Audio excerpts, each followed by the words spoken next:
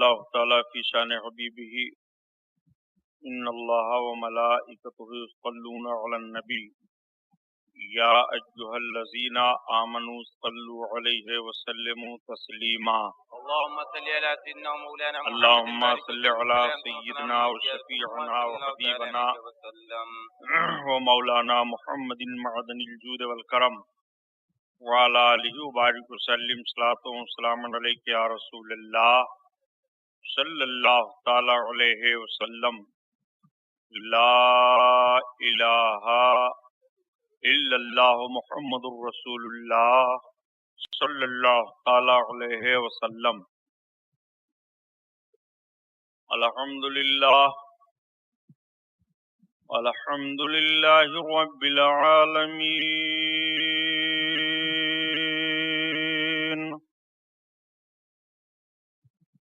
والصلاة والسلام على سید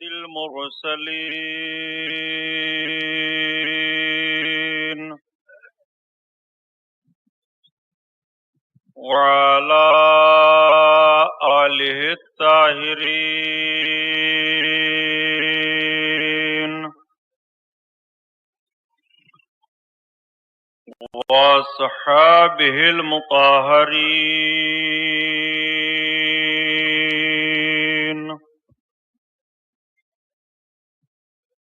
وابنہ الغوث العظم الجیلانی محی الدین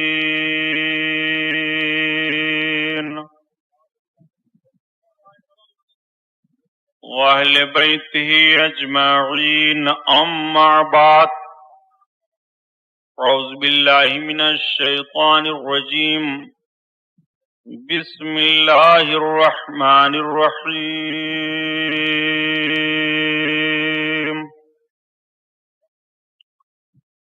قال الله تعالى في القرآن العظيم والفرقان الحميد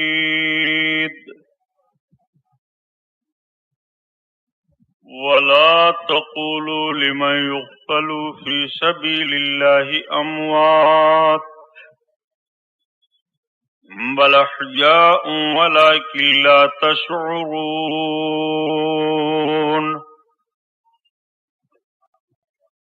صدق الله البصير القدير وصدق رسوله البشير النذير والحمد لله رب العالمين لائق صد احترام علماء اہل سنت، قابل قدر سامعین حضرات، آئیے ہم اور آپ سب سے پہلے اپنے اور ساری کائنات کے مرکز عقیدت حضور رحمت للعالمین شفیع المذنبین رسول گرامی وقار محبوب پروردگار دونوں عالم کے مالک و مختار حضور محمد الرسول اللہ صلی اللہ تعالی علیہ وسلم کے دربار پرانوار میں درود شریف کا نذرانہ پیش فرمائیں۔ پڑھیے بلند آواز سے اللہم صلی علی سیدنا مولانا محمد معدن الجود والکرم وعلی آلہ وبارک وسلم صلاۃ و سلام علیک یا رسول اللہ صلی اللہ تعالی علیہ وسلم۔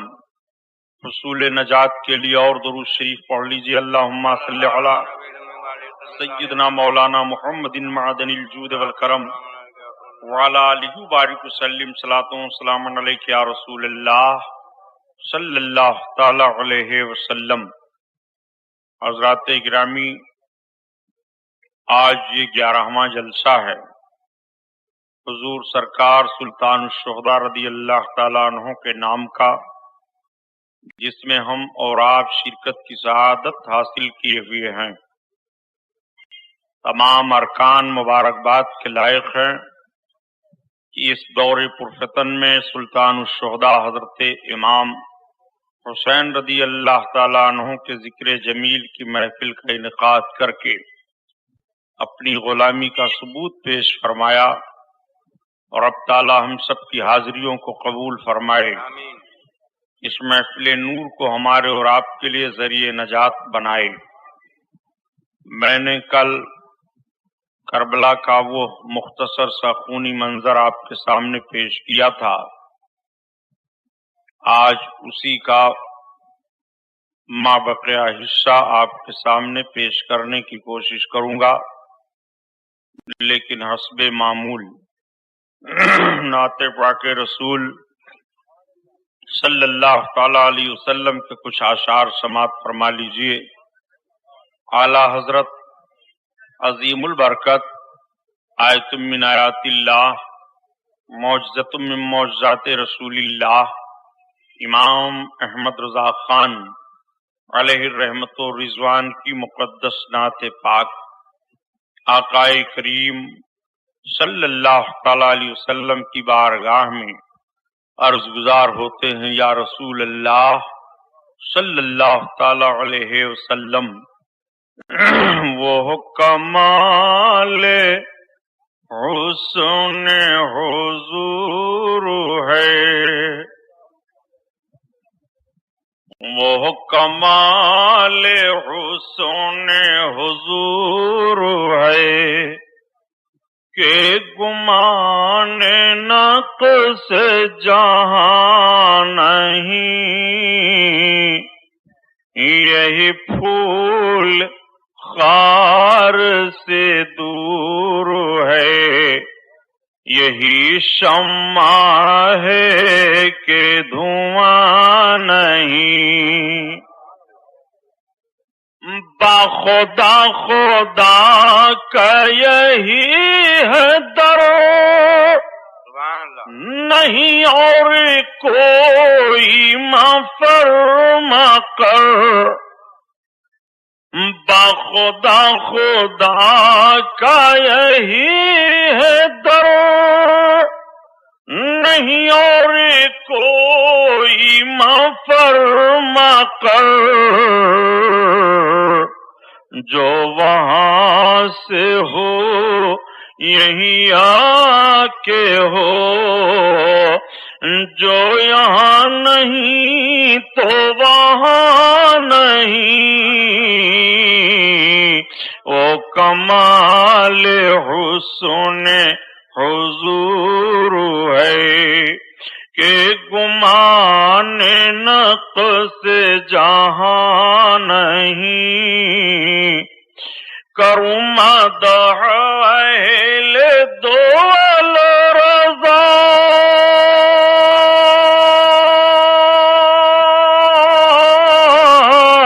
پڑے اس بلا میں میری بلا، پڑے اس بلا میں میری بلا، میں گدا ہوں اپنے کریم کا، میرا دین پارنا نہیں، وہ کمال حسن حضور ہے کہ گمان نقص جہاں نہیں، وہ کمال حسن حضور ہے۔ درود شریف صلی اللہ علیہ نبی والہ صلی اللہ تعالی علیہ وسلم، صلاۃ و سلام علیک یا رسول اللہ صلی اللہ تعالی علیہ وسلم۔ قتل حسین اصل بے مرگ یزید ہے، اسلام زندہ ہوتا ہے ہر کربلا کے بعد۔ حضرات، حضرت امام علی مقام رضی اللہ تعالیٰ عنہ کی جب شہادت کربلا کی سرزمین پر ہو گئی اور تمام یزیدی فوج حضرت امام علی مقام رضی اللہ تعالیٰ عنہ کے جسم پاک پر گھوڑوں کے ٹاپوں کو دوڑا دیتے ہیں، نواس رسول صلی اللہ تعالی علیہ وسلم کا مقدس سراپا جسم پاک کربلا کی سرزمین پر بکھر جاتا ہے۔ شام ہو جاتی ہے، یزیدی فوجی اپنے اپنے خیموں کی طرف چلے جاتے ہیں، لیکن ایک ایسی شام یہ آتی ہے جو غم میں ڈوبی ہوئی شام ہوتی ہے، ایسی شام ہوتی ہے جو بالکل ماتمی شام ہوتی ہے۔ کربلا کی سرزمین پر یہ شام کیا آئی، ساری دنیا کے لوگوں کو غم و اندوہ میں ڈبو دیا۔ کربلا کی سرزمین کی شام کی تاریخ مورخ مرتب کرنے پر حیران رہ جاتا ہے کہ ایک کیسی شام تھی اور یہ کیسا المناک موقع تھا جب جگر گوشے رسول امام علی مقام اور آپ کے جملہ ساتھیوں کے جنازے کربلا کی ریت پر پڑے ہوئے تھے اور یہ ظالم آپس میں فتح کی خوشی منا رہے تھے۔ ایک طرف یہ سوچتے تھے کہ مختصر قافلہ امام حسین اور ان کے ماننے والوں کا تھا اور ہم سب اتنی بڑی جتھا میں تھے، اپنے اپنے مرداروں کو تو یہ ظالم لے گئے اور قبریں کھود کھود کر کے گاڑ دیتے ہیں، لیکن اللہ کے حبیب صلی اللہ علیہ وسلم کی نماز سے اور آپ کے جملہ ساتھیوں کے جنازے یوں ہی ریت پر پڑے ہوئے ہیں۔ رات چلی جا رہی ہے گزرتی ہوئی، اللہ کے حبیب صلی اللہ تعالی علیہ وسلم کی شہزادیاں سسک رہی ہیں۔ حضرت امام زین العابدین رضی اللہ تعالیٰ عنہ گھبرائے ہوئے، بخار کی شدت ہے، کبھی اٹھتے ہیں کبھی بیٹھ جاتے ہیں، کبھی حضرت زینب کو آواز دیتے ہیں، کبھی ماں کو پکارتے ہیں اور کبھی کربلا کا ریگستان دیکھتے ہیں، جس ریگستان پر تمام شہیدوں کے جسموں کے ٹکڑے بکھرے پڑے ہوئے ہیں۔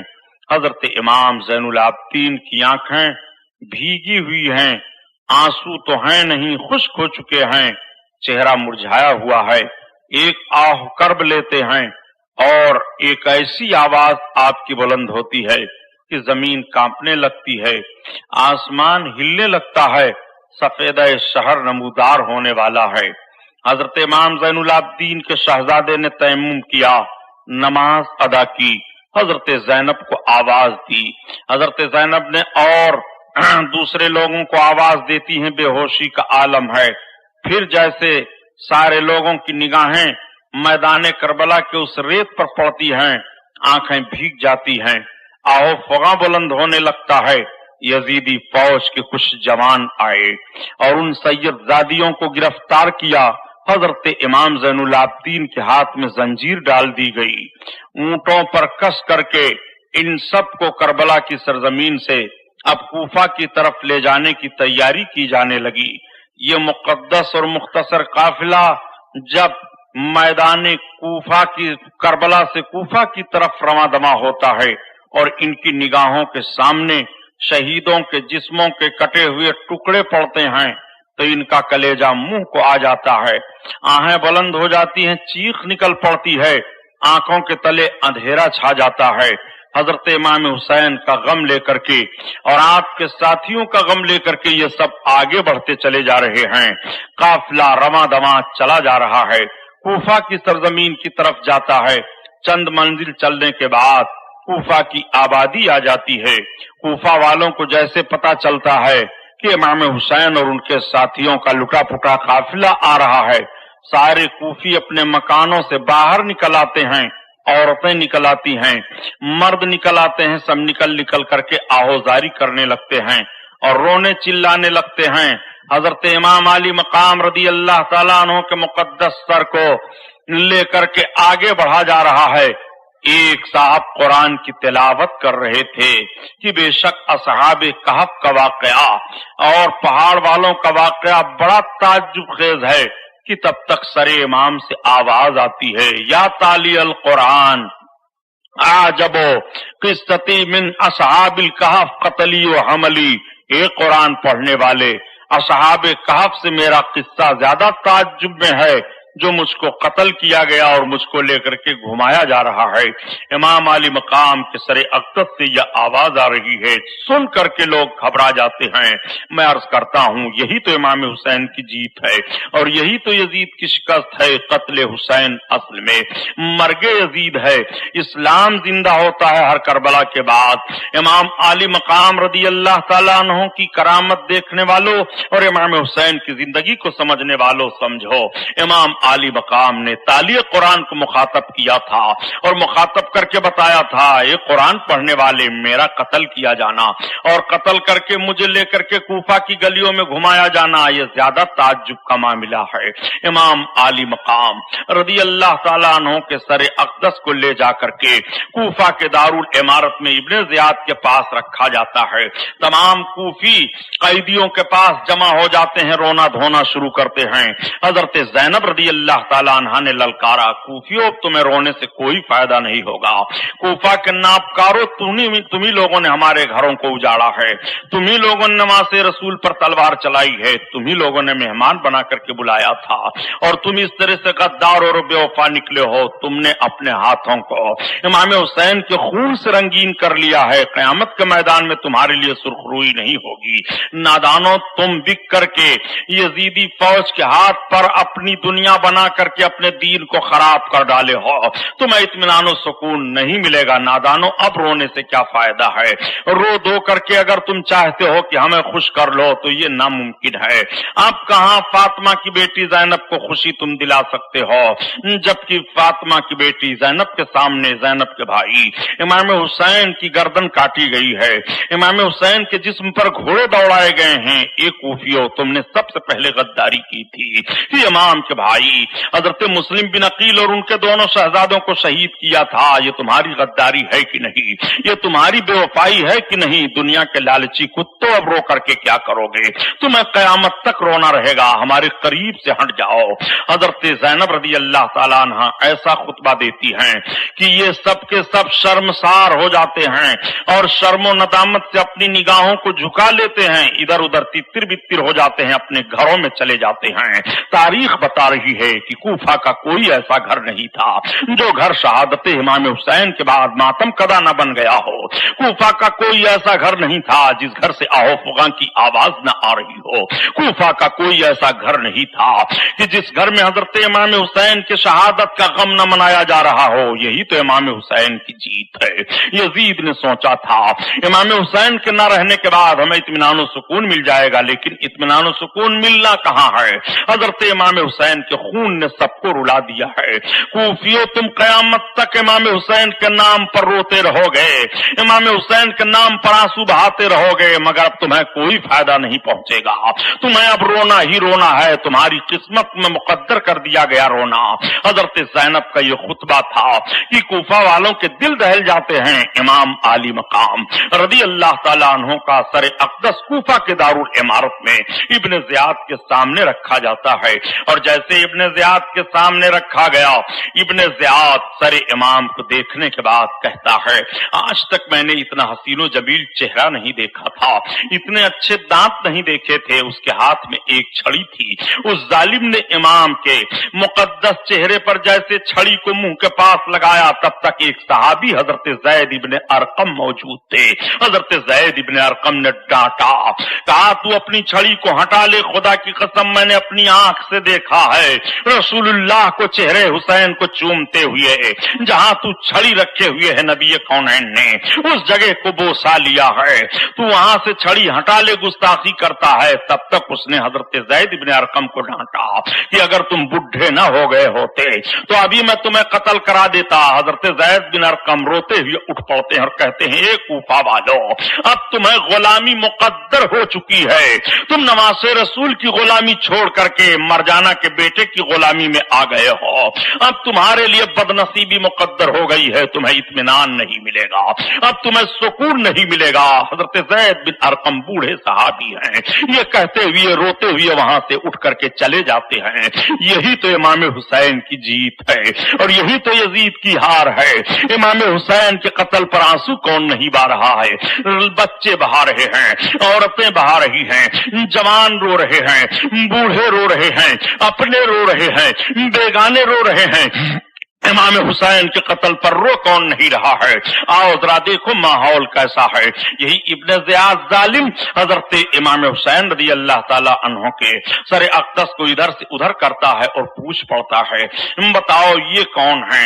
इतना सुनना था कि हजरत इमाम ज़ैनुल आबिदीन की तरफ इशारा करते हुए बताया। इमाम ज़ैनुल आबिदीन के ताल्लुक से किसी ने कह दिया ये अली के बेटे पोते हैं, हुसैन के लड़के हैं। किसी जालिम ने कहा इन्हें क्यों छोड़ दिया गया, इन्हें भी कत्ल कर दिया जाता। हजरत ज़ैनब रज़ी अल्लाह ताला अन्हा लेकर के हजरत इमाम ज़ैनुल आबिदीन को चिमट जाती हैं और कहती हैं, सुन इब्ने ज़ियाद, अगर नवासे रसूल को तू कत्ल करके सुकून नहीं पाया और इस बच्चे को भी कत्ल कर देना चाहता है कि नस्ले मुस्तफा दुनिया से खत्म हो जाए, तो सबसे पहले तुझे तलवारों से हम सबको खत्म करना पड़ेगा और सबसे पहले तुझे ऐलान करना पड़ेगा कि अब दुनिया में नस्ले मुस्तफा को बाकी नहीं रखना है।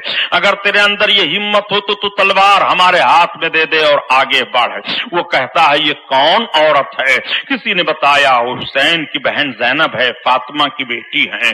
जालिम कहता है तभी तो इतनी तेज तर्रार हैं और इस तरह से बोल रही हैं, बेहयाई की हद हो गई है। शहजादी रसूल के ताल्लुक से जालिम का इतना सख्त जुमला मेरे दोस्तों, जिसने हया को शोबे ईमान करार दिया था और जिब्रील जिसके घर में नहीं आ रहे थे हिजाब का लिहाज फरमाते हुए आज रसूल कौनैन की शहजादी के ताल्लुक से इस तरह से उन जालिमों ने रवैया इख्तियार किया है। बेहयाई खत्म कर दी गई है इन पर हया का मामला खत्म कर दिया गया है। कितने जालिम हो गए थे कूफी। दुनिया ने इन पर किस तरह से मुसल्लत कर लिया था अपना भूत और मुसल्लत करके इनके वकार को तबाह बर्बाद कर दिया था। आप जरा देखते चलिए, हजरत इमाम ज़ैनुल आबिदीन रज़ी अल्लाह ताला अन्हो अपनी फूफी से कहते हैं, फूफी जान आप खामोश हो जाएं, इस जालिम को जवाब मैं दूंगा। हजरत इमाम ज़ैनुल आबिदीन कहते हैं, इब्ने ज़ियाद सुन, तू मुझे कत्ल नहीं करवा सकता है, मैं तुझे कत्ल कर दूंगा, मेरे हाथ में तलवार हो और अगर तू मुझे कत्ल करने की जिम्मेदारी कबूल करता है तो मेरा और तेरा मुकाबला होगा। अब भी हुसैन के बेटे की ये आवाज है कि ईवान बातिल में घुस करके और इस तरह से हिम्मत और जुरात के साथ दुश्मन के सामने बेबाकाना तौर पर अपने मतलब को बयान करता हुआ दिखाई दे रहा है। तारीख कह रही है यही तो हुसैन के जिगर गोशे हैं, यही तो अली के कछार के शेर हैं, यही तो रसूल कौनैन के शहजादे हैं, यही तो हिम्मत और जुरात वाले हैं, यही तो आईने जवा मर्दा हक गोई बेबाकी अल्लाह के शेरों को आती नहीं रोबाही। यही तो वो लोग हैं जिन्होंने अपने हिम्मत मर्दाना की बुनियाद पर दुनिया के सामने अपनी तारीख मुरतब कर दी और ये बता दिया है, ये दुनिया के लोगों, मर्द मोमिन कभी डरता नहीं है और मर्द मोमिन कभी घबराता नहीं है। मर्द मोमिन हक बात कहने के लिए अपने जान की परवाह भी नहीं करता है। उसकी निशानी करबला की सरजमीन से इमाम हुसैन के शहजादे हजरत इमाम ज़ैनुल आबिदीन जा रहे हैं और उसका सारा सबूत हजरत इमाम ज़ैनुल आबिदीन पेश कर रहे हैं। इमाम ज़ैनुल आबिदीन की इस बात से इब्ने ज़ियाद घबरा गया और उस पर कपकपी तारी हो गई। वो खामोश हो जाता है। फिर थोड़ी देर के बाद वो बोलता है कि बेटा देख, तेरे बाप को अल्लाह ने रुस्वा कर दिया और तेरे बाप को इस तरह से कत्ल होना पड़ा। हजरत इमाम ज़ैनुल आबिदीन फरमाते हैं तू गलत कह रहा है। अल्लाह ताला ने जिस पर जो मुसीबत नाजिल की है पहले उसके लिए मुकद्दर कर दिया है। हमारे लिए इसमें जिल्लत और रुस्वाई नहीं है। हमारे बाप को कत्ल होने के बाद तो शहादत का दर्जा मिल गया है, लेकिन मेरे बाप के कत्ल में और मेरे बाप के खून से अपने हाथ को तूने रंगीन किया है, आकबत तेरी बर्बाद हो गई है। तो जिसकी आकबत बर्बाद हो रही है तबाही उसके लिए है, जिसकी आखिरत बर्बाद हो रही है जिल्लत उसके लिए है, जिसकी आखिरत बर्बाद हो रही है रुस्वाई उसके लिए है। और रुस्वाई उसके लिए नहीं है जो आखिरत में शहादत का जोड़ा पहन करके जा रहा है। जिल्लत उसके लिए नहीं है जो अपने खून के धारों और फव्वारों से मजहब इस्लाम की बुनियाद को मजबूत कर रहा है। जिल्लत उसके लिए नहीं है। जाल हक व ज़ाक़ल बातिल इन्नल बातिल काना ज़हूक़ा। तू समझ क्या रहा है कि जिल्लत हमारे बाप के लिए है? नहीं, शहादत का जाम मेरे बाप ने पिया है और मेरे बाप के खून में अपने हाथों को तुम लोगों ने रंगीन करके मेरे नाना की शफाअत से महरूमी तुम लोगों ने ले ली है, इसलिए जिल्लत तुम्हारे लिए है। हजरत इमाम ज़ैनुल आबिदीन ऐसी दलीलें इब्ने ज़ियाद के सामने रखते हैं कि इब्ने ज़ियाद खामोश हो जाता है, उसके पास कोई जवाब नहीं रह जाता। इब्ने ज़ियाद कहता है अच्छा ले जाओ इन सबको और इनके बाप के सर को पूरे कूफा में घुमाओ ताकि लोग इबरत हासिल करें कि हुकूमत से कभी बगावत नहीं करनी चाहिए। हजरत इमाम ज़ैनुल आबिदीन की आंखें भीग जाती हैं। कूफा के बाजारों में घुमाया जाता है और कूफा के बाजारों में घुमाने के बाद इब्ने ज़ियाद फिर चंद सवारों के साथ कहता है कि इनके सरों को अमीर शाम की तरफ लेकर के दमिश्क चले जाओ यजीद के पास और जल्द से जल्द बता दो, इनाम और इकराम हासिल कर लो कि देखो हुकूमत की बगावत करने वाले हुसैन इब्ने अली का काम किस तरह से जल्दी से तमाम कर दिया गया है। ये जालिम लोग कूफा से अब चलने की तैयारी कर रहे हैं। आइए आप जरा देखिए, आज पूरी दुनिया में कूफा का नाम लिया जा रहा है, आज पूरी दुनिया में कूफा की तारीख दोहराई जा रही है, आज पूरी दुनिया में कूफियों की बेवफाई की मिसाल पेश की जा रही है। किस बुनियाद पर? इसलिए कि कूफा वालों ने इमाम हुसैन के साथ दगा किया था। मिसाल बन करके ये सारी दुनिया में पेश किए जाते हैं। क्या कूफी ज़हन फिक्र रख रहे हो?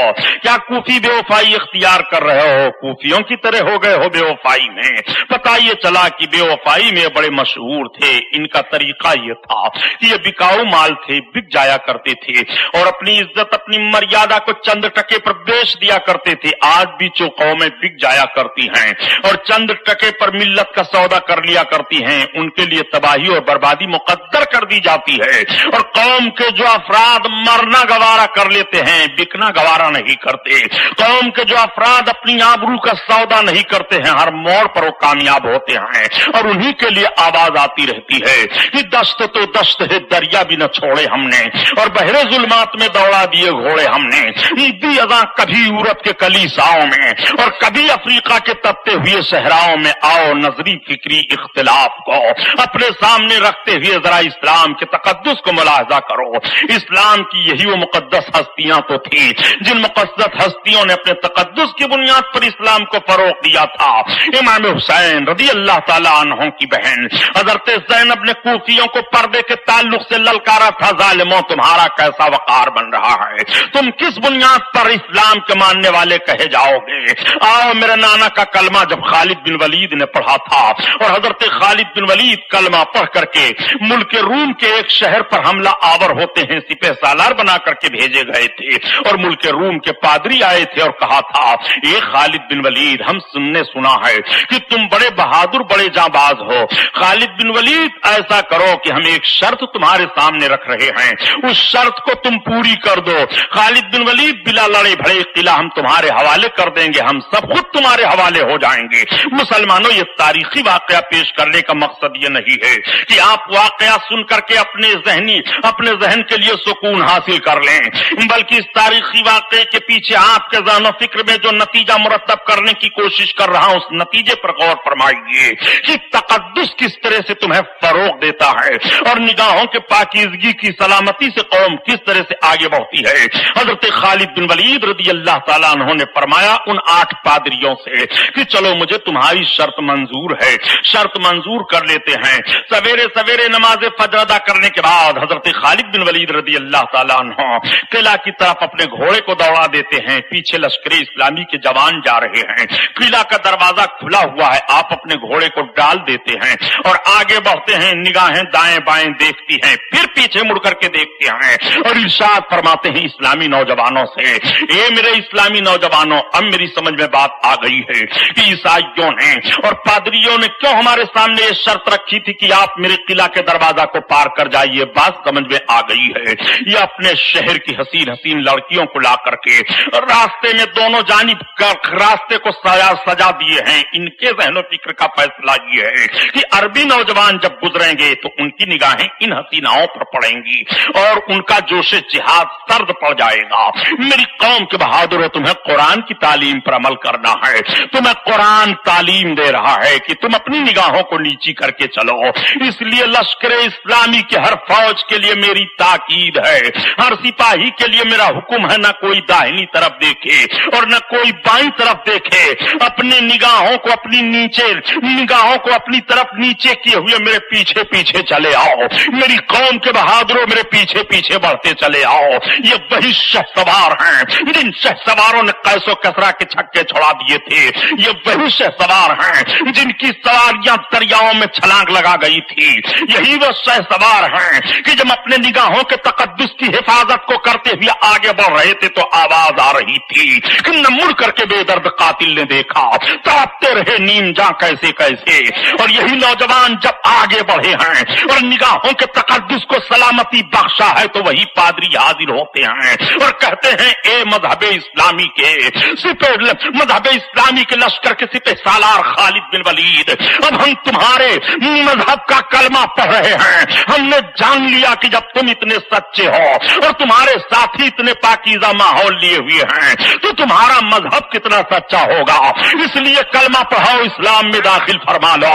कलमा पढ़ करके बिना लड़े फिरे इस्लाम में दाखिल हो रहे हैं। इसीलिए तो कहा जाता है कि अली की जुल्फ़िकार ले, उमर का इख्तिदार ले, हसन का एतबार ले, हुसैन का शियार ले, वकार ले, करार ले, मुजाहिदी कतार ले, मिसाल शानदार ले, कदीम यादगार ले। अभी तो नौजवान है, अभी तो नौजवान है और मोहम्मदी पयाम ले, हरीमे काबा थाम ले, फजीलतें तमाम ले, सलाम ले, कलाम ले, दिलावरी का जाम ले, बहादुरी से काम ले, कदा का हाथ थाम ले। अभी तो नौजवान है, अभी तो नौजवान है। ये पैगाम तुम्हें करबला की सरजमीन से मिल रहा है, ये पैगाम तुम्हें कूफा के मैदान से मिल रहा है, ये पैगाम तुम्हें कूफा की गलियों से मिल रहा है, ये पैगाम तुम्हें इमाम ज़ैनुलाब्दीन की हिम्मतो जुरात से मिल रहा है।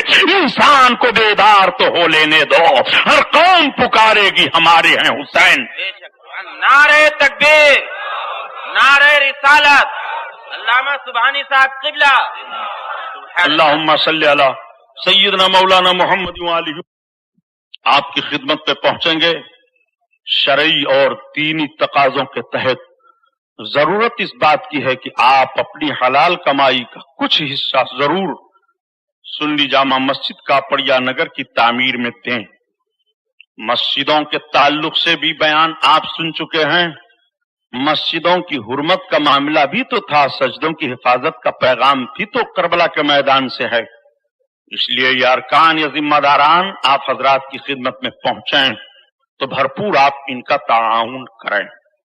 दूसरी टीम हमारे मदरसे वाले जाएंगे ओपन लेकर के या यूं ही, आप उनका भी भरपूर ताउन करें। मैंने कल जिन लोगों का नाम लिया था वो नौजवान थोड़ी सी मेहनत आज और कर दें हजरत इमाम हुसैन रज़ी अल्लाह ताला अन्हु के नाम पर। इंशाअल्लाह के रास्ते में देने पर कम नहीं होता। दीन की राह में इमाम हुसैन ने खून बहा दिया था तो क्या सैयदों की नस्लें कम हुई हैं? आज दुनिया के गोशा गोशा में अल्हम्दुलिल्लाह सादात किराम का एक नूरानी काफिला पाया जा रहा है। नस्ल मुस्तफा की अफजाइश का आलम तो ये हुआ कि कुतुब, गौस, अब्दाल, औताद, अफराद की कमी नहीं हुई है। दुरूद शरीफ पढ़िए तो फिर बात आगे बढ़ जाए।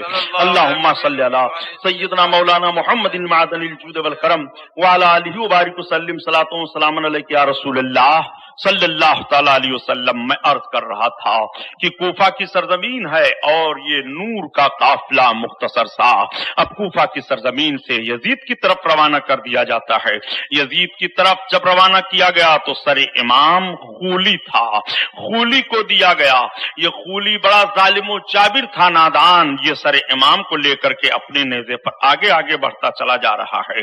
कई मंजिलें चलने के बाद जब ये सबके सब करीब पहुंचे और कई मंजिलें चलने के बाद जब ये हुआ कि अब दमिश्क करीब आ रहा है और हम वहां पहुंच जाएंगे, हजरत इमाम अली मकाम रज़ी अल्लाह ताला अन्हु के सर की करामत मुलाहजा करते चलिए। रास्ते में एक गिरजाघर पड़ता है एक राहिब का। ये सारे लोग जाते जाते वहां ठहर जाते हैं। उसकी निगाह पड़ी, वो बाहर निकला, उसने देखा कि चंद लुटे पुटे लोग हैं और मुख्तसर कटा हुआ सर है। पूछ पड़ता है राहिब, ये कटे हुए सर किसके तुम लोग लेकर के जा रहे हो? किसी ने बता दिया ये इमाम हुसैन इब्ने अली का सर है। कहा हो तुम लोग कौन? कहा हम सब उनके नाना के उम्मती हैं। उसने कहा अजीब मखलूक हो तुम सब, नाना के उम्मती तुम बन रहे हो और इस तरह से तुम लोगों ने जुल्म सितम किया है, इस तरह से तुम लोगों ने अपने रसूल के नवासे के साथ गलत काम किया है, तुम लोग बहुत बुरे हो। फिर उसने सरे हुसैन की तरफ देखा और देखते हुए कहा एक काम करो, आज रात भर کے لیے امام علی مقام کا سر مجھے دے دو۔ یہ بکاؤ تو تھے ہی، امام علی مقام کے سر کو 10,000 اشرفیوں کے بدلے میں رات بھر کے لیے راہب کو دے دیا۔ راہب سر امام کو لے لیتا ہے اور لینے کے بعد اپنے روم کے اندر لے گیا، ایک خوشبودار چادر بچھائی، بہترین غسل دیا جو خوشبو تھی لگا کر کے اس تخت پر سر امام کو رکھ دیا، اور رکھنے کے بعد زیارت کرنے لگا۔ نگاہوں سے حجاب اٹھ جاتے ہیں، راہب دیکھ رہا ہے کہ آسمان و زمین سے نور کی بارش ہو رہی ہے۔ راہب نے عرض کیا، اے شہزادے رسول آپ زندہ ہو، آپ کے نانا کا دین زندہ ہے، گواہ ہو جاؤ۔ میں گواہی دیتا ہوں کہ آپ کے نانا نبی برحق ہے، میں کلمہ پڑھتا ہوں، اشہد ان لا الہ الا اللہ واشہد ان محمدن عبدہ ورسولہ۔ راہب کلمہ پڑھ کر کے مسلمان ہو گیا۔ میں آپ سے سوال کرتا ہوں مسلمانوں، ذرا غور کرو، کیا آپ بھی امام حسین کی کامیابی میں آپ کو شک و شبہ ہوگا؟ یزیدی تو 10,000 اشرفیوں کی لالچ میں سر امام کا سودا کر رہے ہیں، مگر سر امام کی کرامت ملاحظہ کرو، اسلام زندہ ہوتا ہے کربلا کے بعد۔ امام کا مقدس سر دیکھنے کے بعد راہب کلمہ پڑھتا ہوا دکھائی دے رہا ہے۔ یہی تو امام حسین کی جیت ہے اور یہی تو یزید کی شکست ہے۔ امام حسین حیات ظاہری سے تھے جب بھی کلمہ کا فروغ ہو رہا تھا، امام حسین کی گردن کٹی ہے۔ جب بھی کلمہ کا فروغ ہو رہا ہے لوگ کلمہ پڑھتے چلے جا رہے ہیں۔ قتل حسین اصل میں مرگ یزید ہے، اسلام زندہ ہوتا ہے ہر کربلا کے بعد۔ امام علی مقام رضی اللہ تعالی عنہ کے مقدس سر کی وہ رات بھر زیارت کرتا رہا، اور جب صبح کا سفیدہ پھیلا تو سر امام کو لا کر کے دے دیتا ہے، اور 10,000 اشرفیوں کو لا کر کے ان کے سامنے اونڈیل دیتا ہے۔ یہ ظالم لوگ سر امام کو لیتے ہیں اور 10,000 اشرفیوں کو لیتے ہیں، لے کر کے جب چلے اور تھوڑی دور جانے کے بعد یہ ہوا کہ اب تقسیم کیا جائے، بانٹ لیا جائے۔ جب یہ اشرفیوں کی تھیلی کھولتے ہیں اور اس کو زمین پر گراتے ہیں تو وہ پتھر کی ٹھیکریاں بن جاتی ہیں، اور اس کی طرف آیت کریمہ لکھی ہوتی ہے جس کا مفہوم یہ ہے کہ ان قریب ظالم لوگ جان جائیں گے کہ ان کو ظلم کا بدلہ کیسے ملتا ہے۔ اور کیا یہ ظالم لوگ جانتے ہیں کہ اللہ تعالیٰ ان کے ظلم سے غافل ہے؟ نہیں، اس مفہوم کی آیت کریمہ ہے۔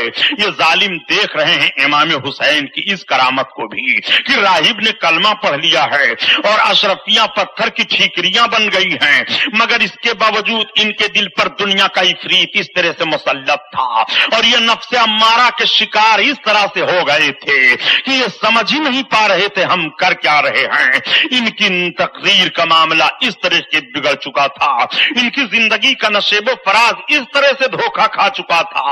حضرت امام علی مقام کے مقدس سر کو لے کر کے یہ آگے بڑھتے رہے، بہت سارے مقامات آئے اور بہت سارے مقامات پر کرامتوں کا ظہور ہوا، لوگوں نے دیکھا اور لان تان کرنا شروع کیا۔ یزید کو لان تان کرتے تھے اور یزیدی فوجیوں کو ڈانٹتے پھٹکارتے تھے، بلکہ ایک جگہ یہ لوگ پہنچے جس کو موصل کہتے ہیں، تو موصل کے شہری سارے نکل آئے اور کہا یہ ہو ہی نہیں سکتا کہ ایسے ظالموں کو اپنے شہر کے قریب ٹھہرا دیا جائے اور ان کو اپنے شہر میں گھسنے دیا جائے، یہ سر امام کو لے کر کے آ رہے ہیں۔ سارے شہر کے لوگ نکل آئے، کہا خبردار، ہم کسی بھی یزیدی فوج کے سپاہی کو اپنی آبادی میں گھسنے نہیں دیں گے۔ یہی تو میں عرض کرتا ہوں پیارے امام حسین کی جیت کہاں کہاں دیکھو گے۔ امام حسین کے قتل کا انجام ان کے سامنے آ رہا ہے، اللہ تعالیٰ کا انتقام شروع ہو گیا ہے، خون حسین کا بدلہ ظاہر ہو گیا ہے۔ امام علی مقام کی بنیاد پر رسوائیاں ان کے سر پر مسلط کر دی گئی ہیں۔ یہ اور آگے بڑھتے ہیں اور جب دمشق کے قریب پہنچے تو رات ہو گئی تھی۔ یہی خولی مردود جو سر امام کو لیے ہوئے تھا، لے کر کے سر امام کو اپنے گھر سیدھے چلا جاتا ہے۔ رات ہو گئی تھی، جب گھر یہ پہنچا تو گھر پہنچنے کے بعد اس کی بیوی نے دیکھا میرا شوہر کچھ اپنے کپڑے میں لپیٹے ہوئے ہے، پوچھ پڑتی ہے کیا لائے ہو؟ اس نے کہا سر امام حسین کو کاٹ کر کے لایا ہوں۔ بیوی رونے لگی اور چلانے لگی، اس نے کہا تم نے غضب کر دیا، تمہارا برا ہو، تم حسین ابن علی کا سر کاٹ کر کے لائے ہو، جنتی جوانوں کا سر کاٹ کر کے لائے ہو، اور تمہیں نہیں معلوم ہے کہ ان کی ماں کا مرتبہ کتنا اونچا ہے، تمہیں نہیں معلوم ہے کہ ان کے باپ علی شیر خدا کہلاتے تھے۔ تمہیں نہیں معلوم ہے کہ یہ نواسے رسول ہیں؟ تم نے اپنے گھر کو اجاڑ دیا، تم نے اپنے آپ کو برباد کر لیا۔ بی بی کوستی رہی اور گالی گلوچ دیتی رہی۔ بی بی سر اقدس کو لے لیتی ہے اور لینے کے بعد ایک حجرہ میں اس نے رکھا۔ سر امام کی زیارت رات بھر کرتی رہی اور روتی رہی۔ صبح اٹھنے کے بعد سر انور کی زیارت کرتی ہے اور زیارت کرنے کے بعد کہتی ہے سنو سنو، میں نے جو دیکھا ہے سر امام کے پاس میں کس سے بیان کروں؟ خولی کی بیوی کا بیان یہ ہے کہ میں جب زیارت کر رہی تھی تو میں دیکھ رہی ہوں کہ 4 عورتیں آئی ہیں۔ وہ چاروں عورتیں اپنے ہاتھ میں باری باری سر اقدس کو لے لیتی ہیں۔ میں پوچھ پڑتی ہوں اے مخدوم کائنات بتاؤ کون ہو؟ تب تک آواز آتی ہے اے بیٹی تو نے میرے بیٹے کے سر کا احترام کیا ہے، اس لیے میں تمہیں بتائے دیتی ہوں کہ میں کون ہوں۔ میں فاطمہ حسین کی ماں ہوں۔ اتنا سننا تھا، میں پوچھ پڑی یہ کون ہے؟ تب تک آواز آتی ہے یہ میری ماں حضرت خدیجۃ الکبریٰ ہیں، یہ حضرت مریم ہیں، یہ حضرت آسیہ ہیں۔ تب تک یہ باتیں ہو ہی رہی تھیں کہ وہ نورانی روحیں ان کے سامنے سے غائب ہو جاتی ہیں۔ وہ خاتون رونے لگتی ہے اور کہنے لگتی ہے جو میں نے رات میں اپنے نگاہوں سے دیکھا ہے اسے کسے بیان کروں؟ اے امام حسین، آپ کل بھی زندہ تھے، آج بھی آپ زندہ ہیں۔ وہ زیارت کرتی ہے اور زیارت کرنے کے بعد چادر اوڑھتی ہے، کہتی خولی اب میں تیرے گھر کا منہ نہیں دیکھوں گی، اور بھاگتی چلی جا رہی ہے۔ خولی پکار رہا ہے کہاں جا رہی ہو؟ اپنے بچوں کو چھوڑ کر کے نہ جاؤ۔ اس نے کہا نادان، حسین ابن علی کے بچوں سے اچھے تیرے بچے نہیں ہیں، اب تو اپنا مکان لے لے، اپنا گھر لے لے، اب میں اس گھر نہیں رہوں گی۔ تاریخ عاجز ہے خولی کی بیوی کا پتہ لگانے پر، آج تک تاریخ پتہ نہ لگا سکی کہ خولی کی بیوی بھاگ کر کے کہاں گئی۔ اس نے کہا تھا اس گھر کی طرف میں رخ نہیں کروں گی جس گھر میں امام حسین کا سر کاٹ کر کے لا کر کے رکھا گیا ہے۔ یہ ظالم امام حسین کے سر کو اسی لیے تو کاٹا تھا اور اسی لیے تو نیزے پر لے کر کے گھوم رہا تھا کہ اس کی دنیا بن جائے گی، اس کا گھر سج جائے گا، اس کے بچے آرام سے رہیں گے، لیکن پہلی ہی منزل پر اس کا مکان اجڑ جاتا ہے، اس کی دنیا برباد ہو جاتی ہے، اس کی بیوی اس کے نگاہوں سے اوجھل ہو جاتی ہے، اس کے بچوں کا پتہ نہیں چلتا ہے۔ اور کسے کہو گے انتقام خدا بندی، اور کیا کہو گے کہ امام حسین کی جیت کیا ہے، یزید کی شکست کیا ہے؟ امام حسین کی جیت کو سمجھنا ہے تو امام حسین کی ایک ایک تحریک سے سمجھتے ہوئے چلو۔ امام عالی مقام رضی اللہ تعالیٰ عنہ کا سر اقدس یزید کے دربار میں پیش کیا جاتا ہے۔ یزید کے دربار میں جب سر اقدس پیش کیا گیا، یہ تخت پر ظالم بیٹھا ہوا تھا، امام کا مقدس سر رکھ دیا جاتا ہے، یہ بھی اپنے ہاتھ میں چھڑی لیے ہوئے تھا، چھڑی لگانا چاہتا ہے کہ تب تک کسی نے ڈانٹ کر کے روک دیا، یہ رک جاتا ہے، یہ کہتا ہے تم اسی منہ سے خلافت کا دعویٰ کر رہے تھے، اسی منہ سے تم کہہ رہے تھے کہ میں خلیفہ برحق ہوں اور میری حکومت کو غیر شرعی حکومت قرار دے رہے تھے، کہ تب تک کسی نے کہہ دیا اے ابن معاویہ تو اس طرح کی جرات مت کر اور امام علی مقام کی شان میں توہین آمیز جملے مت کا۔ لٹا پٹا قافلہ بھی پیش ہو جاتا ہے، حضرت امام زین العابدین بھی سامنے بھیج دیے جاتے ہیں۔ یہ کون ہیں؟ یہ امام زین العابدین حسین کے بیٹے ہیں۔ یہ کون ہیں؟ یہ فلاں بچی ہے۔ یہ کون ہیں؟ یہ حسین کی بہن ہیں۔ حضرت زینب رضی اللہ تعالیٰ عنہا سمٹ کر کے بیٹھ جاتی ہیں اپنی نگاہوں کو نیچے کیے ہوئے۔ یزید ظالم کہتا ہے اے حسین کی بہن، تمہارے بھائی نے میری بغاوت کی تھی، دیکھو تمہارے بھائی کا نتیجہ کیا ہوا۔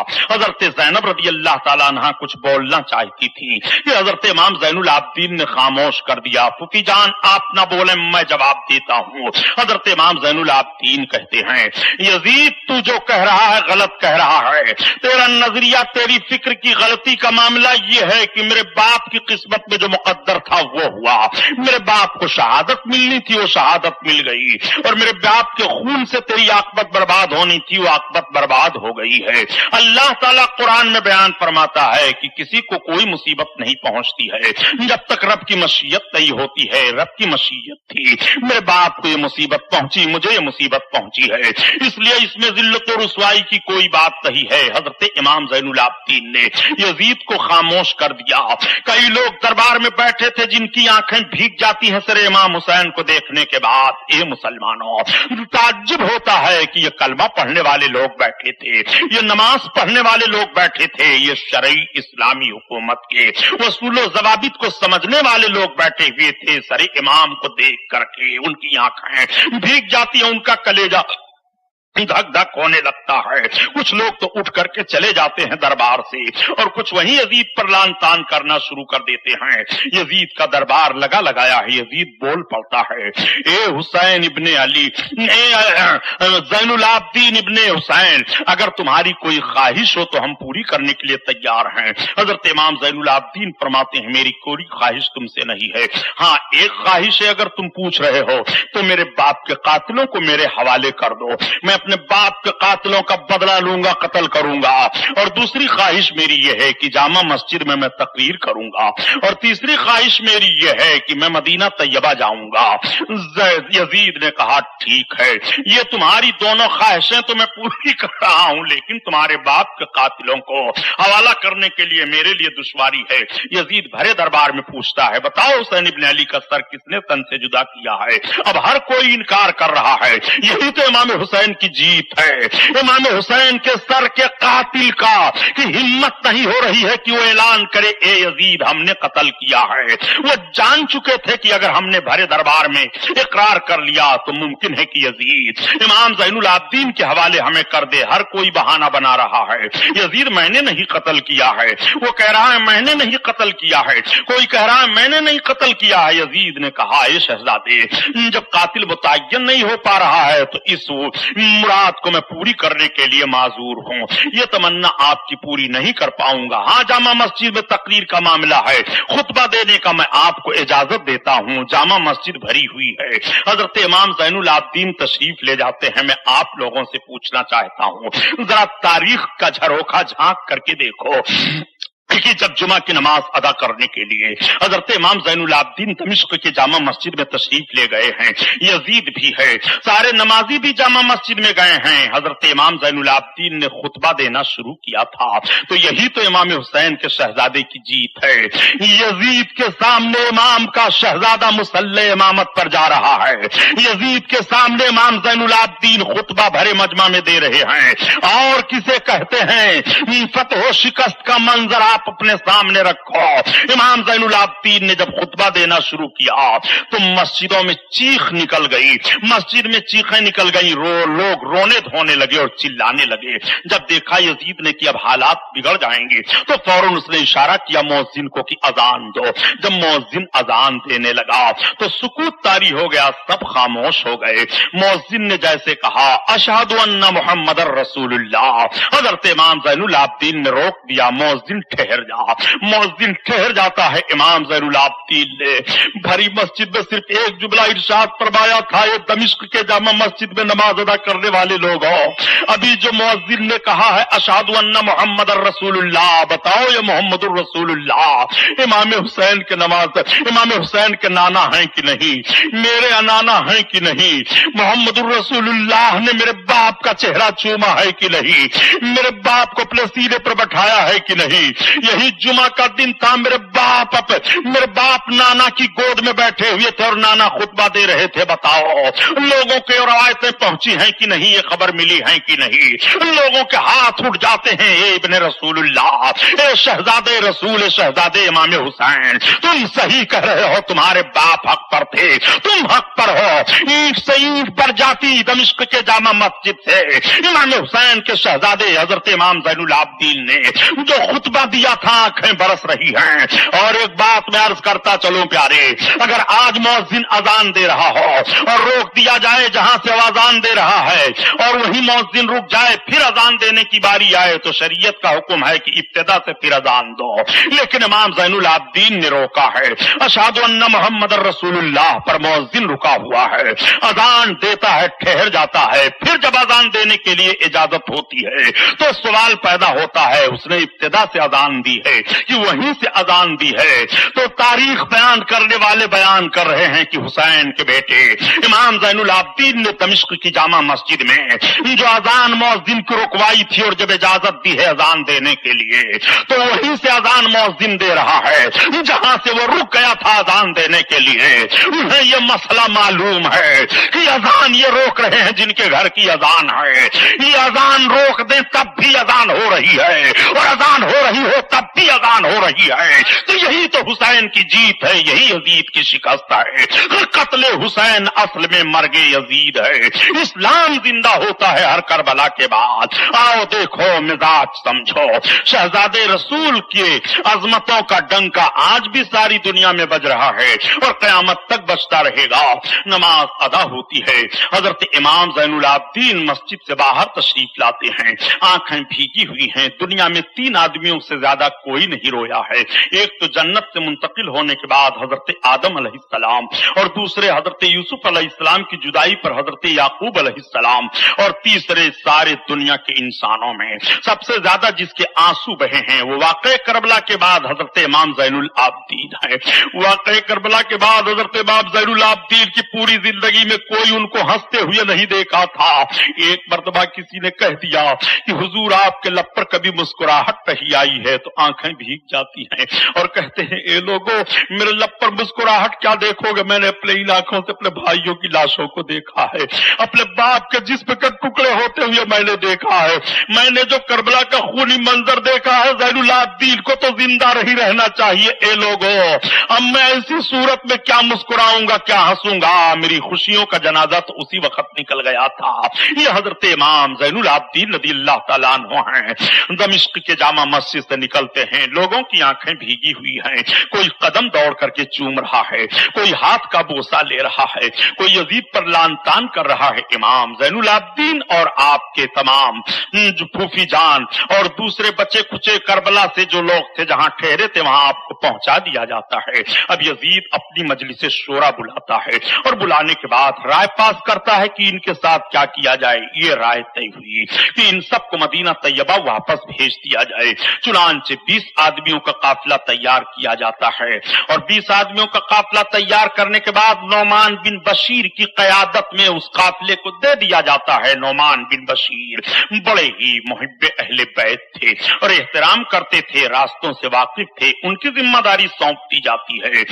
دمشق سے یہ لٹا پٹا قافلہ مدینہ طیبہ کی طرف روانہ کر دیا جاتا ہے۔ امام زین العابدین، حضرت زینب اور دوسرے جو بچے تھے سب کے سب چل دیتے ہیں۔ جب دمشق سے چلے تو حضرت نعمان بن بشیر پوچھ پڑتے ہیں، یہ بتاؤ آپ حضرات جدھر سے چلنا چاہو ادھر سے ہم لے چلیں گے، اگر کربلا سے ہو کر کے چلنا چاہتے ہو تو ہم کربلا سے لے کر کے چلیں گے، ورنہ مدینہ جانے کا ایک راستہ دمشق سے اور ہے۔ حضرت امام زین العابدین نے کہا کربلا سے ہو کر کے چلو، تو ایک روایت ایسی آ رہی ہے کہ پھر کربلا ہو کر کے یہ لوگ آئے۔ کربلا کے میدان میں 3 دن کا عرصہ گزرا تھا، اس کے بغل میں جو آبادیاں تھیں آبادی کے لوگ آئے اور شہداء کے جسموں کو اکٹھا کر کے تجہیز و تکفین کا انتظام کیا۔ دوسری روایت آتی ہے کہ جب یہ لوگ اکٹھا ہوئے تو انہی لوگوں نے پھر تجہیز و تکفین کا انتظام کیا۔ اللہ عالم بالثواب۔ جب کربلا کا وہ میدان پھر نگاہوں کے سامنے آتا ہے تو آہوزاری کرنے لگتے ہیں حضرت زینب نے کربلا کے خاک کو اپنے ہاتھ میں لے کر کے آسمان کی طرف اڑا دیا۔ اے خاک گواہ رہنا، میرا بھائی تیرے ہی اوپر خاک و خون میں تڑپا ہے۔ اے میرے پروردگار، قیامت کے دن میرے بھائی کے خون کے صدقے میں نانا کے امتیوں کی مغفرت فرما دینا۔ اب بھی فاطمہ کی بیٹی مغفرت کی دعا مانگ رہی ہے، اب بھی فاطمہ کی بیٹی بخشش کی دعائیں مانگ رہی ہے۔ ایسا کون ہوگا جو صبر و شکر کا دامن نہ چھوڑے اور مصیبتوں کے پہاڑ توڑ دیے جا رہے ہوں پھر بھی وہ بخشش کی دعا مانگتی رہے؟ واقعی یہ حسین کی بہن ہی کا حق ہے، یہ فاطمہ ہی کی بیٹی کا حق ہے، یہ نبی کے گھرانے ہی کا حق ہے۔ اسی لیے تو اعلیٰ حضرات عظیم البرکت فرماتے ہیں نبی کے گھرانے والوں کو تم دیکھو گے کیا، نبی کے گھرانے والوں کی عظمت کا حال پوچھو گے کیا، نبی کے گھرانے والوں کا معاملہ تم سمجھو گے کیا؟ خدا کی قسم ان کا حال تو یہ ہے کہ جدھر ان کی نگاہیں اٹھ جاتی ہیں کائنات پلٹ جایا کرتی ہے، جس پر یہ نگاہیں شفقت ڈال دیا کرتے ہیں تقدیر بدل جایا کرتی ہے۔ انہی کے دامن کرم سے تو ساری دنیا کے لیے بھلائیاں ہیں، انہی کے دامن کرم کرم میں لپٹنے سے تو روزیوں کی میں کشادگی ہوتی ہے، انہی کے دامن کرم میں لپٹنے سے تو زندگی کی بہاریں حاصل ہو جاتی ہیں، انہی کے دامن کرم میں لپٹنے سے تو عرفان کی منزل حاصل ہو جایا کرتی ہے، انہی کے دامن کرم میں لپٹنے سے گناہوں کے معافی کا پروانہ مل جایا کرتا ہے۔ نبی کے گھرانے والوں کی عظمت کا وہ حال ہے۔ آؤ ذرا دیکھو، یہ نورانی قافلہ مدینہ طیبہ کی طرف رواں دواں جا رہا ہے، یہی وہ قافلہ تھا۔ جب قافلہ آیا تھا تو کس شان سے آیا تھا، اور یہی قافلہ جا رہا ہے تو علی اکبر نہیں ہے، یہی قافلہ جا رہا ہے تو علی اصغر نہیں ہے، یہی قافلہ جا رہا ہے تو قاسم نہیں ہے، یہی قافلہ جا رہا ہے تو حبیب ابن مظاہر نہیں ہے، یہی قافلہ جا رہا ہے تو مسلم ابن اوسجا نہیں ہے، یہی قافلہ جا رہا ہے تو ظہیر ابن قیم نہیں ہے، یہی قافلہ جا رہا ہے تو عباس علم بردار نہیں ہے، یہی قافلہ جا رہا ہے تو عثمان ابن عقیل نہیں ہے، یہی قافلہ جا رہا ہے تو عبداللہ ابن عقیل نہیں ہے، یہی قافلہ جا رہا ہے تو عبد الرحمن ابن عقیل نہیں ہے، یہی قافلہ جا رہا ہے تو یہ شہسوار آنا جنات نہیں ہے۔ قافلے میں سونا قافلہ چلا جا رہا ہے، روتا ہوا قافلہ چلا جا رہا ہے، یہ قافلہ غم و اندوہ کا پہاڑ بنتا ہوا چلا جا رہا ہے۔ جب مدینہ کی وادی قریب آتی ہے تو آنسوؤں کی لڑیاں جھڑی لگ جاتی ہے، جب لالا جان کا گنبد دکھائی دیتا ہے تو کلیجے ہوک سے باہر آتے ہیں، جب نانا جان کے گنبد پر نظر پڑتی ہے روضہ انور کی زیارت کرتے ہیں تو مچل جاتے ہیں۔ مدینہ طیبہ کے لوگوں نے سن لیا تھا حسین کا لٹا پٹا قافلہ آ رہا ہے، عورتیں باہر نکل آتی ہیں، بچے ماؤں کی گود سے اچھل پڑتے ہیں، اے مائیں ہمیں دکھا دو وہ حسین کا لٹا ہوا قافلہ کون سا ہے، علی اکبر نہیں ہے وہ کون سا قافلہ ہے، اصغر شہید کر دیے گئے وہ کون سا قافلہ ہے، اے ماں ہمیں دکھا دو امام حسین کا وہ کون سا قافلہ ہے جو کربلا کے میدان سے واپس آ رہا ہے۔ عورتیں رو رہی ہیں، آنسوؤں میں آنسوؤں کو جذب کر رہی ہیں، نوجوانوں کا کلیجہ منہ کو آ رہا ہے، بے ہوش ہو کر کے گر پڑ رہے ہیں۔ مدینہ میں ایک کوہرام برپا ہو گیا ہے، یہی مدینہ والے نماز رسول کو اپنی بھیگی پلکوں کی چھاؤں میں واپس کیے تھے، مگر یہی مدینہ والے آج امام حسین کا چہرہ دیکھنے کے لیے تڑپ رہے ہیں۔ امام زین العابدین پہنچے، اونٹ سے اترنے کے بعد روضہ رسول اللہ پر حاضر ہوتے ہیں، بے قرار ہو کر کے گر پڑے، لالا جان اپنے حسین کو دیکھو، نانا جان ہماری حالت کو دیکھو، نانا جان ہمارے اوپر کون سی مصیبت آئی ہے دیکھو۔ حضرت زینب رضی اللہ تعالیٰ عنہا کھڑی ہو جاتی ہے، اے نانا آپ کے نواسے پر کیا مصیبت گزری ہے آپ دیکھتے رہے ہوں گے۔ قافلہ کے لوگ ایک ایک کر کے نانا کے حضور اپنی فریاد پیش کر رہے ہیں اور اپنا سارا معاملہ پیش کر رہے ہیں، آواز آتی ہے، اے رسول اللہ کے گھر کے لوگوں تم صبر کرو، ان اللہ مع الصابرین، اللہ صبر کرنے والوں کے ساتھ ہے۔ بیٹی زینب رو نہیں، رونے کا وقت ختم ہو گیا ہے، زین العابدین رو نہیں، میں نے اپنے حسین کے ہر ہر کارنامے کو ملاحظہ کیا ہے، حسین نے اپنے خون پر اسلام کی دیوار کو مضبوط کر دیا ہے۔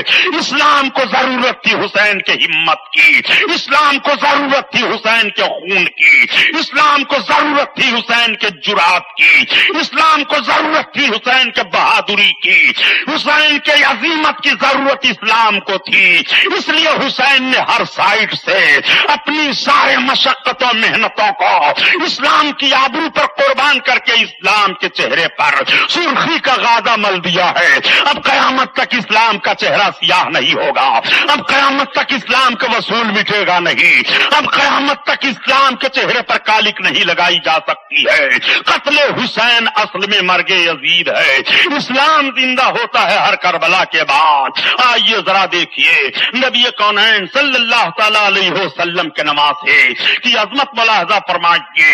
حضرت امام علی مقام کے یہ بچے کھچے اپنی اپنی فریاد نانا جان کی بارگاہ میں پیش کرتے چلے جا رہے ہیں، آنسوؤں کی لڑی بدھی چلی جا رہی ہے۔ مدینہ کے سربر آؤردہ لوگ آتے ہیں، حضرت امام زین العابدین کو سہارا دیتے ہیں اور سہارا دینے کے بعد حضرت امام زین العابدین کو لے جاتے ہیں، عورتیں حضرت زینب کو تھام لیتی ہیں، حضرت سکینہ کو تھام لیا جاتا ہے، ام رباب کو تھام لیا جاتا ہے، لے جا کر کے بیٹھاتے ہیں، صبر و سکون کی تلقین کی جاتی ہے، لیکن آنسو کہاں رک رہے ہیں۔ مدینہ طیبہ میں ایک عجیب بحران برپا ہوا ہے، ایک عجیب معاملہ ہے۔ حضرت امام حسین کے حالات کا جائزہ لیا جاتا ہے، لوگ آ کر کے صبر و شکر کے ساتھ بیٹھ کر کے کربلا کے ایک ایک ماحول کو اپنی نگاہوں کے سامنے سامنے اپنے کانوں سے سن کر کے اپنے نگاہوں میں لاتے ہیں تو سب کی آنکھیں بھیگ جاتی ہیں۔ حضرت زینب رضی اللہ تعالیٰ عنہا نے اپنی آنکھوں سے کربلا کا دلدوز جو ماحول دیکھا تھا اس ماحول کو مدینہ والوں کے سامنے بیان کرتی ہیں